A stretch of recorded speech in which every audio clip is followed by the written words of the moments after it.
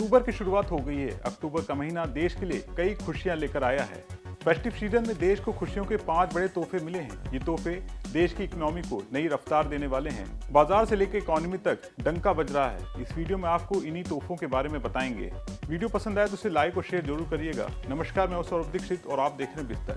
पहला तोहफा है शेयर बाजार में जोरदार तेजी। 1 अक्टूबर को बाजार में 8 दिनों की गिरावट पर ब्रेक लग गया था। सेंसेक्स और निफ्टी दोनों में तेजी देखने को मिली थी।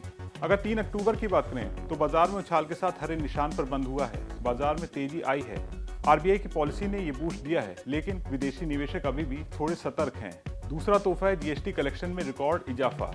सितंबर 2025 में जीएसटी 9.1% बढ़कर 1.89 लाख करोड़ रुपए हो गया है।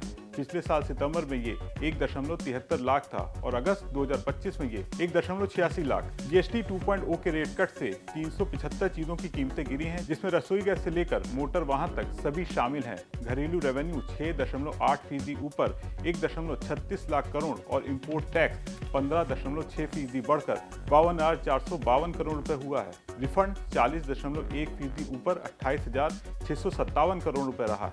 Net collection 1.60 lakh crore 5% growth के साथ रहा है।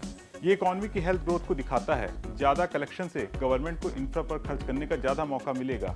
तीसरा तोहफा है ऑटो सेल्स में धमाकेदार बढ़ोतरी। जीएसटी रेट कट से वाहनों की कीमतें 8 से लेकर 9% तक गिरी हैं और नवरात्र की मांग ने बाजार को हिला दिया है। टाटा मोटर्स ने रिकॉर्ड 60,907 यूनिट्स बेची हैं। करीब 47% की ग्रोथ रही है। पैसेंजर व्हीकल्स ग्रोथ बिक्री 45% ऊपर 59,697 यूनिट्स रही है। ईवी सेल्स 96% बढ़ी है। मारुति सुजुकी की रिटेल सेल 1.73 लाख यूनिट रही, 27.5% ज्यादा। महिंद्रा ने 1,02,098 यूनिट बेची, 16% ग्रोथ के साथ। एसयूवी 56,233 यूनिट, 10% ग्रोथ रही। हुंडई ने 70,347 यूनिट सेल की, 10% की बढ़ोतरी के साथ।